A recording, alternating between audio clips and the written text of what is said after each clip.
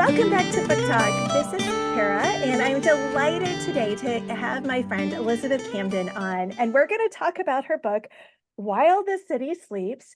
But before we do, because this is her first time on, Elizabeth, do you want to take a moment to introduce yourself so everyone can get to know all about the fabulous you? Oh, sure. Well, thank you. Thank you for that very generous introduction. Um, so I uh, have been a librarian for most of my career. I worked as an academic library for about 25 years. And during that time, I started writing novels because when you're a when you're a real book fan, that's one of the things you always kind of dream about doing. And I was a business librarian. So I knew a lot about how businesses operated. And this is a field that I didn't really see very much in fiction. So I would set a novel around an interesting business topic, or a government topic. And then that was what would drive the mystery. And by the end of the book, each book, I hope the reader learns some kind of new and fascinating historical aspect of the topic. Um, so about 2 years ago, I finally got to the point where I was able to quit the day job. And so now I'm a full-time writer. And I love that. And one of the things that I learned as we were chatting before we started recording is that you had been a business librarian. And that also explains to me why I have always loved your books, because they bring this lovely blend of historical and romance and mystery. I have a hard time reading just straight romance because I want to learn something without being like, I don't want it to be a textbook. We both have been in the academic world. There are plenty of textbooks all around us. But when I'm reading for fun, I still want to learn something. But I love that you have these mysteries. And so, what I found fascinating, though, with your books is they're Gilded Age, but I'm always learning something fun. Like Spice King is one of my favorite because it's set in DC, where I lived for a number of years. Yeah. But it's set around like the formation of the FDA or like before it, so that we needed it. And it's just fascinating. But the fact that you were like a research librarian at a teaching university, now it makes total sense why all of these details are so rich and well done. So how did you decide on like the Gilded Age as like your primary time Right, period? right. Well, it's an era that I started writing. My first book came out about 5 years before Downton Abbey came out. So I feel like You Downton had Abbey really perfect helped me timing. because I was already Yeah. there. What I love about this era is that it's historical. It has the glamour that a lot of us kind of long for when we read a historical novel, but it's still familiar to us. The women still can have professions, they're engaged in society, they have jobs, and the technology, people had telephones, they had telegraphs, steamships could get you from Europe to America within a week. So all of this would really make the kind of novels that I wanted to write possible. So I would have women. So, for example, you were talking about the Spice King, just set in Yeah. Washington, D.C., and I always have the business angle. So, the Spice King, he imports spices from all over the world and he is in the food industry. And he understands some of the challenges of the food industry. And then he meets a woman who works for the Smithsonian. And she wants to know about some of the interesting plants that he has for some of the herbs and essences that he does. So you've got people who are passionate about something. They're Yep. passionate about their jobs and they care because she works for the government and they want to sort of change some of the laws and regulations around his business. He's not so happy about it. So you have a conflict that is not something that you normally see in romance, where a lot of times the conflict Yeah. is, your father did me wrong, or we're on opposite sides of the Yeah. war. Those are great, but we've seen them before. So I always give each character something they're deeply passionate about, but they're at odds. And so Yeah. hopefully that we have a good story. Well, and what I love about While the City Sleeps is you've got this idea of the heroine's a dentist. And I had no Yes, idea that right, women could be dentists during the right, Gilded Age. right. So Yeah. how did you even stumble upon that? I read a memoir by a man named Edward Parker. He was a very progressive dentist back in the late 19th, early 20th century. He was very forward thinking, and he hired dentists to work for him that looked like the community where he built his offices. So he hired Black dentists, he hired women, he hired Chinese and German and Italian dentists, because especially in a place like New York, you had all these immigrants who could not speak English. And they would want to go to that German dentist or Italian dentist. Um, he was a very, very progressive guy. He was also very wealthy. He had some 30 dentist offices. He was the richest dentist in America by the time he retired. Wow. One of the other very progressive things that he did was he kept his offices open late because he knew that there were people who had jobs and didn't want to take off work. And so you could go get your teeth treated, cleaned, a tooth pulled late at night or on a weekend. And so that dovetailed with something I'd been wanting to do for a long time, which was write a novel primarily set during the overnight hours. Mm. I used to work the late shift at a library and get off at midnight. I also spent a lot of time in hospitals taking care of my parents, and I would stay through the night. My dad was unable to be left alone, so I would stay through the night in the hospital. And while he would be dozing in and out, I would be watching. You know, that's one of those things authors do. Yeah. We're always watching and listening. And the tempo of a hospital at night is very different than during the day. It's quieter. You hear some of the staff being more relaxed. They chit chat with the janitors. One time at about 2 in the morning, the police came in, and these cops, they had that cover over their face, that mask. I don't ever know how to Yeah. say it. Yeah. Balaclava? Balaclava or something. Yeah. Yes, that word. Okay, so these cops came in with their face completely masked, escorting a wounded bad guy, I guess. He was Like a under SWAT guard. team. Oh Yeah, gosh. they didn't want their faces seen. I guess that's standard procedure when you bring in a gang member. Um, so they wheel the bad guy into the operating or the treatment room, and the cops are just shooting the breeze with the nurses and the janitors. It was obvious to me that the nurses knew who they were. This was not the first time the cops had brought guys in 2 in the morning. And I started thinking, this is an entirely different world. It's an Yeah. interesting world. And from my experience working the night shift, um, I enjoyed it and I wanted to set a novel set at night. So for my heroine, she's a dentist and she's working at one of these late night clinics. And the hero is a cop and he walks her home every night at midnight. Oh, And he does it every year for 2 years. And she is just crazy about this cop. But he has a secret and he keeps her at arm's length and she doesn't know what his secret is. And so that's pretty much the setup for the novel. And most of the scenes are set during the overnight hours. And I tried to recapture that community that I have always seen in the overnight yeah. shifts. The newspaper journalists, they're creating newspapers in the middle of the night.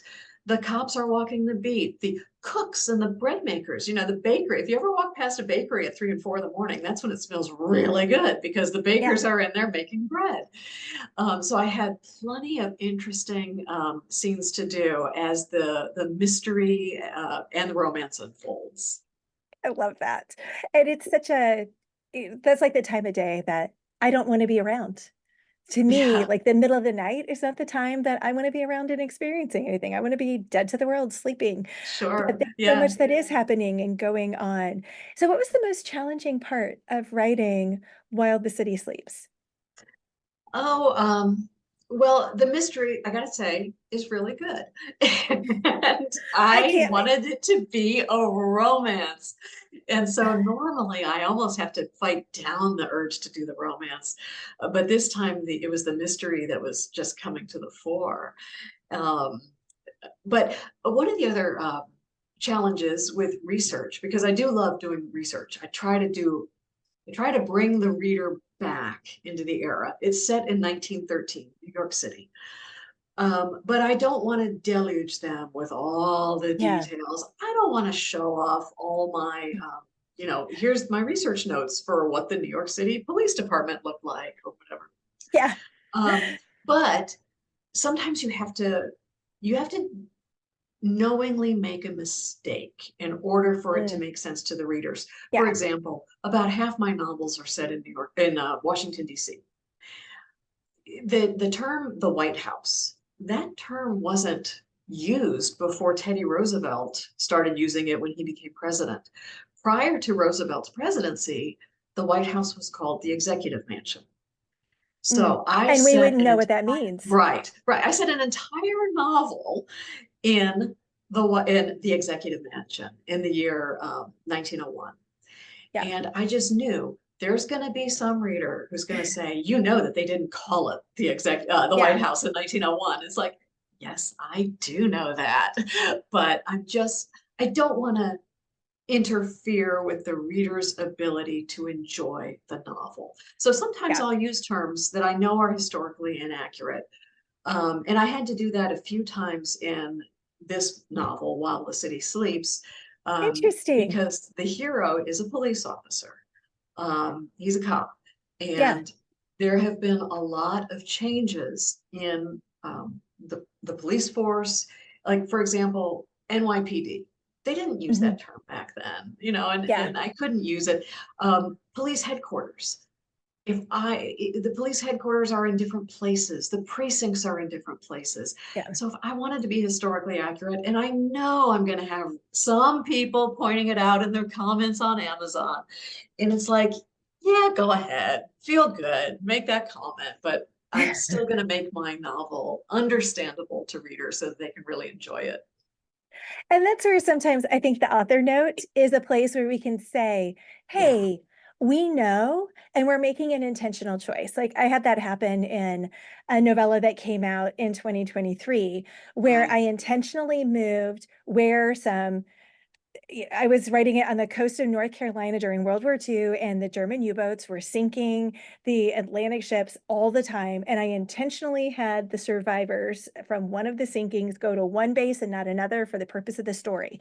And Yeah, one of the editors was like, "You can't do that." And I'm like, "Yes, I can. It's for the yeah, purpose of the story. And there's one person in the world who's gonna know they went to this base and not that yeah, Coast Guard station. And for the purpose of the story, I need them to go here." And I put a note in there. And they were like, "But why would you do that?" I'm like, "Because for the purpose of the story, I need it right, to be, and it's just not worth it. And I can right. acknowledge that, hey, I know where it really went, Yeah, but I'm going to suspend belief for 1 second. And in the realm of eternity, it makes no difference. It makes no right. difference because there's Yeah, one person in the world who maybe remembers where they actually right. went. And I acknowledge that But I've done the research. right, right. So, But God bless that person. yeah, Because exactly. if we didn't have really passionate readers Yeah. and the readers who hopped on Amazon to talk about our books, we wouldn't Yeah. have jobs.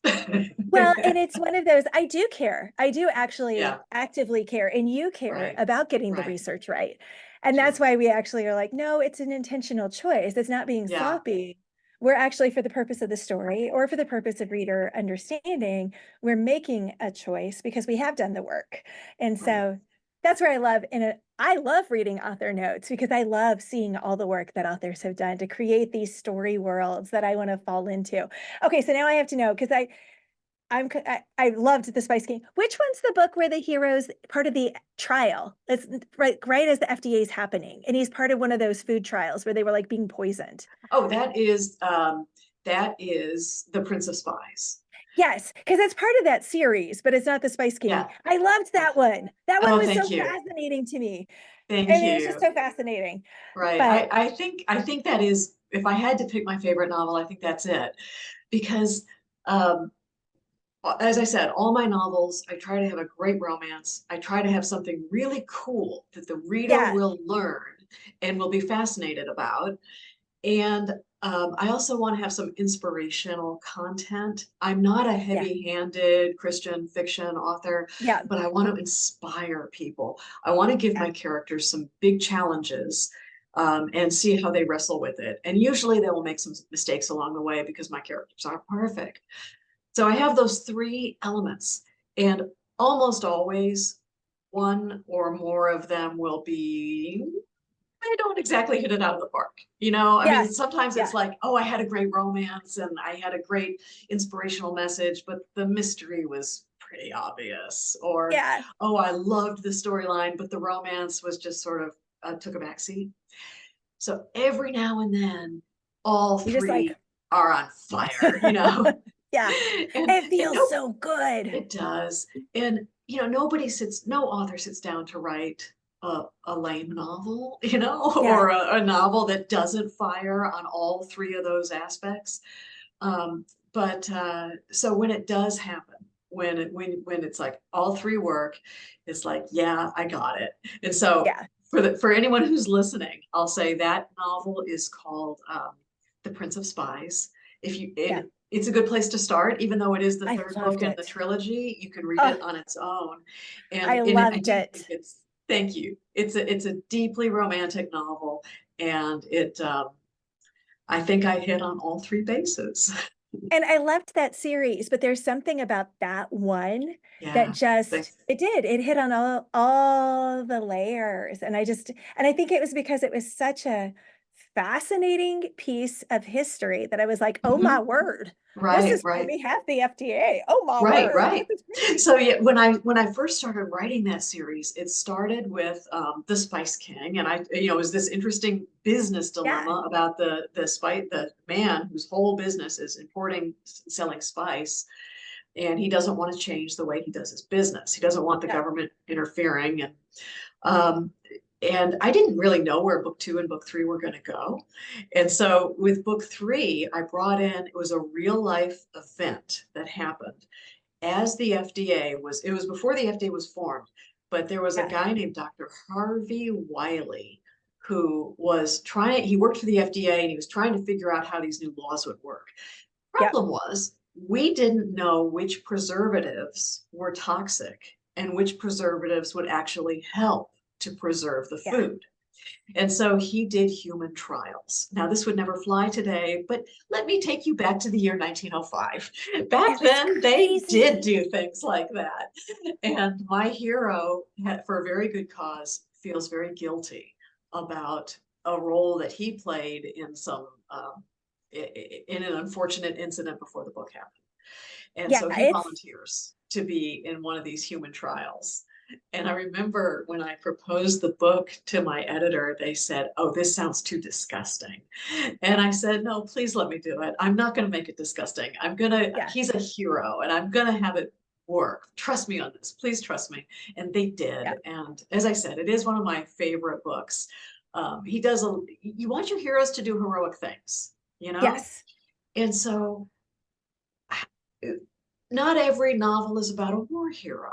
How do Yeah. you have an ordinary guy do something heroic? How can you be heroic if you're a journalist, which is what he is? He's a journalist, and he's not one of these war correspondents. He's a journalist who covers the Washington, D.C.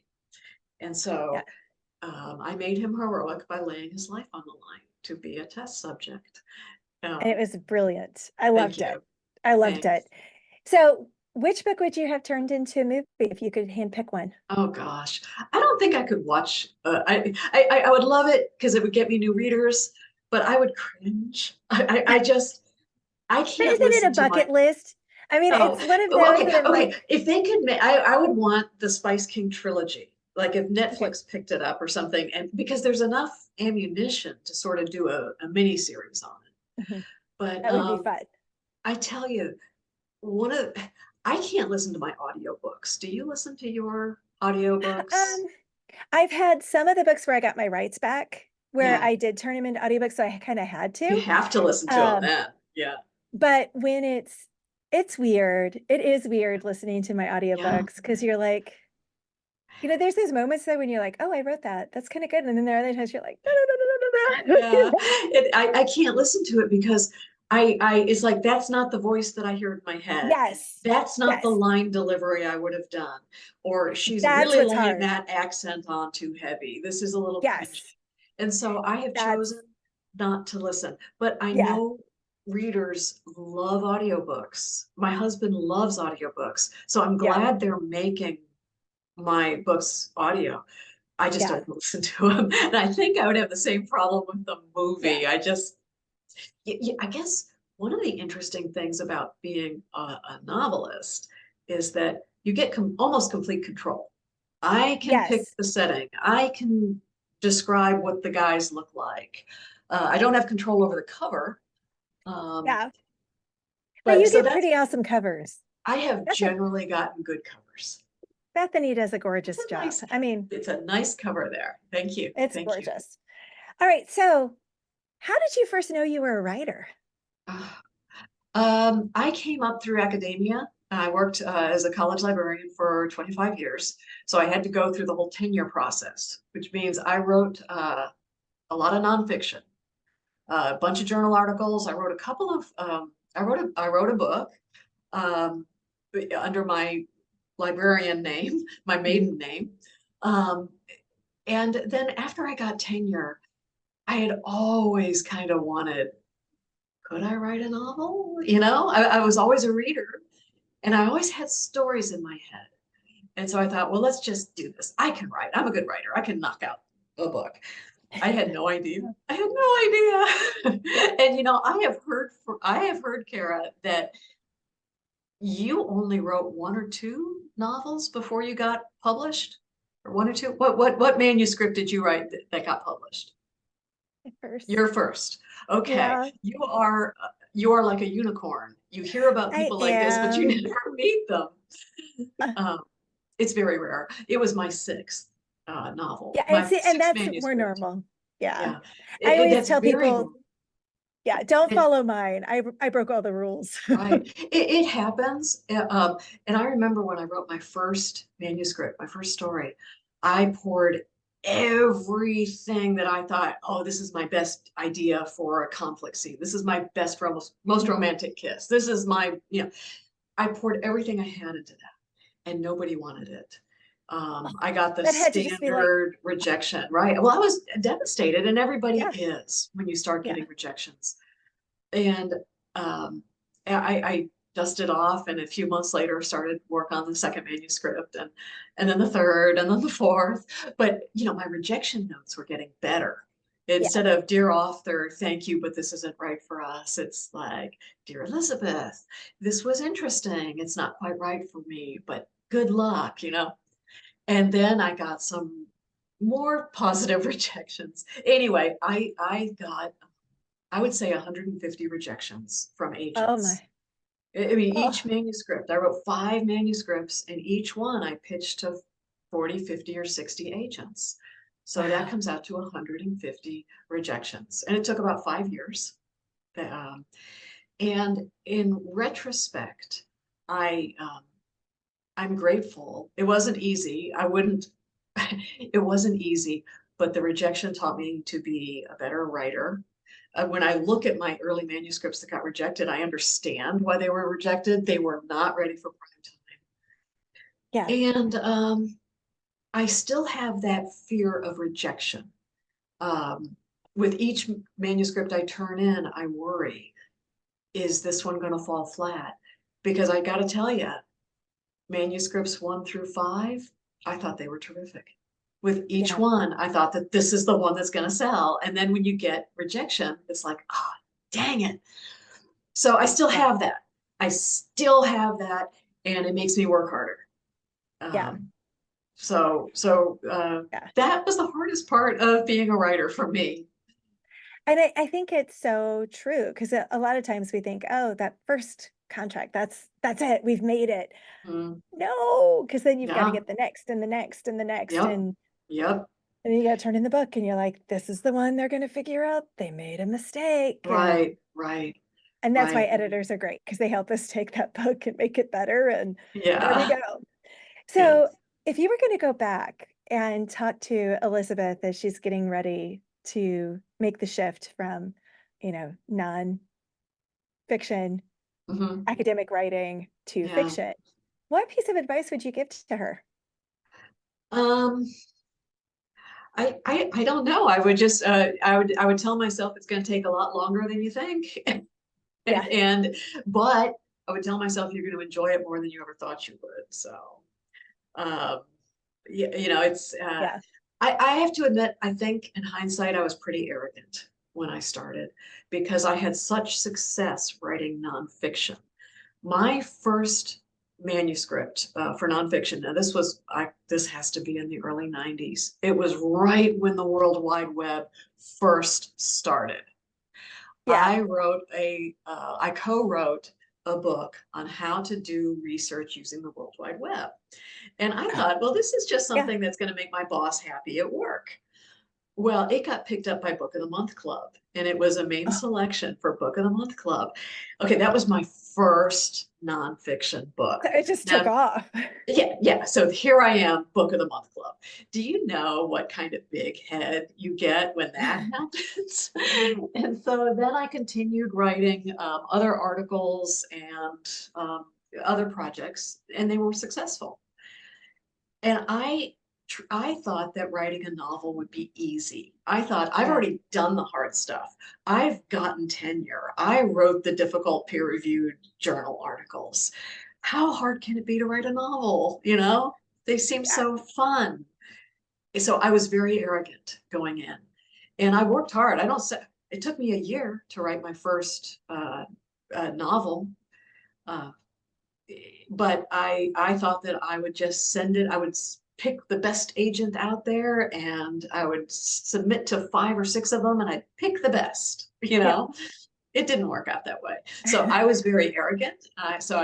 To answer your question, I have finally figured out what I would have advised myself: be humble. Mm, Be humble. Be brave. You're going to probably fail, but you know most things in life are harder than they look. yeah. But be humble. I love that. Such a good advice. And it's good advice at every stage. That's good advice for all of us. So, Yeah. a couple of quick questions as we wrap up. How many hours a day do you write? Well, I'm full time now, so I Yeah. do write 8 hours. Um, uh, I each novel requires a lot of work, and I'm usually working on 2 to 3 at any one time. I'm editing the old manuscript, I'm working on a new one, and I'm making notes for the future one. So I usually have 3 going at once. I'm very active writing articles on Facebook. So if anyone wants to kind of get a touch, I do historical tidbits on Facebook all the time, and I have fun with those. Um, and then I do marketing and Yeah. other stuff. So it's a full-time job for me. Yeah. That's awesome. All right. Salty or sweet? Both. Chocolate covered pretzels. Yeah, There you go. you get them both with that. Yeah. How about tea or coffee? Coffee. And how do you celebrate when you reach the end of a book?